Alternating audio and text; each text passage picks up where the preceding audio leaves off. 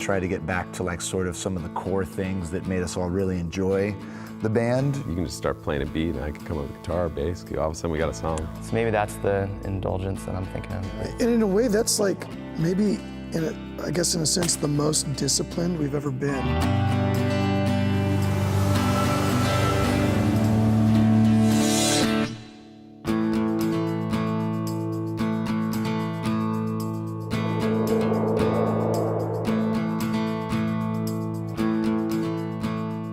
We're right in the middle of it. Yeah. We don't know what we got yet. Oh, we got something good. You got a good new record. We baked a cake. It's the ALO LP4, and it's slated to come out in the spring of 2012. And it's going to be epic. I have no doubt about that. I think that it'll harken fans back to an early time with the band. There's lots of things that actually, it's nice that we're discussing all this stuff now because there's lots of things on I think with the album we try to get back to like sort of some of the core things that made us all really enjoy the band, you know, maybe 10 years ago. Some of the inspirations. Some of the inspirations, like old soul music and, you know, rhythms that make people dance and having fun. And we definitely went into the recording of everything trying to think like, how would this feel to play live? Whereas a lot of times, when we go into making an album, we just put on headphones and just kind of trip out on the music. I think this was the first one where we've been kind of concerned about the live aspect of it the entire time. You know, I keep thinking like, would this song feel nice to play like right after they drop the balloons on New Year's Eve? Yeah. You know? And in a way, that's like maybe, I guess in a sense, the most disciplined we've ever been with making an album, because it is really easy to go into the studio. There's no one else around. Yeah. You just get wrapped up in your own kind of inward, insular band world, and to, I think, really stay mindful of the people who come to see us is cool. And it's not easy to do. I hope the fans love it because I feel like it's the most, in my mind, like I've kept the fans in there. Yeah, for sure. You know, totally. Yeah, it's been a fun process. It's been a fun process. We've been doing a lot of like writing of songs in the studio too, which is I feel like on other albums we've done. It's interesting. I feel like each album has successfully had more of that though, where this one having the most of it. Yeah. Like Rose and Clover had a couple, and Man of the World had like 4 or 5. Now we're like at like most of the album really. I think it's like more that. Collaborative. Collectively, I think we just kept kind of liking those songs a lot. Yeah. Like we kind of related to them as a group, you know, like Plastic Bubble or Roses and Clover or Lady Loop or Shine. Yeah, and I know that's another thing too when everyone's like doing their side projects or like and even not necessarily their side projects where they back people, but when you do your solo band stuff, well, not solo, but you know where you're like getting people to play your songs. One of the things that I think I think we all agree is so special about ALO is that like writing process together and that collaborative thing. So as we've been doing more like solo project things, I feel like, at least on mine, it makes me appreciate the collaborativeness of ALO more. And like, so if we're doing an ALO album, let's like dig in on the collaboration because there's other times to like bring your songs to people and show to them. Here we can just like, you know, you can just start playing a beat and I can come up with guitar, bass, all of a sudden we got a song.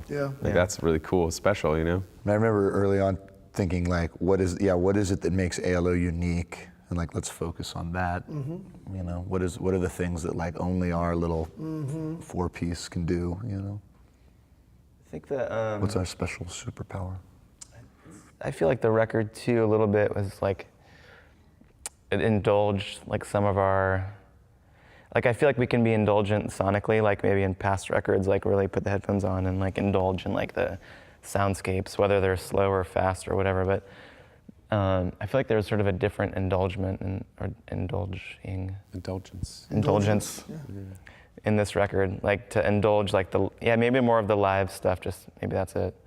But for some reason I feel like we've like in the past avoided long jams, like these songs that have long jams like go till 10 minutes long, and we'll see how we edit it down or sneak it back or whatever, but we just let ourselves play. That's true. And I think we're pulling stuff from the end that got really good to the middle. Right, as we edit now. So maybe that's the indulgence that I'm thinking of.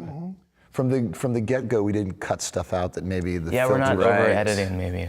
That's a big thing right there, I've noticed, because when I was messing with Bark of a Tree the other day, just that, and that is actually one of the shorter songs right now, but still the intro, we like recorded it double, and it was like, oh, we'll cut it short. But then as I was working on stuff, like having that doubled intro, it actually was like kind of nice to have something to work with there. Whereas I feel like in the past we would have just from the get-go, oh, let's cut that off because we know we want to keep it tight.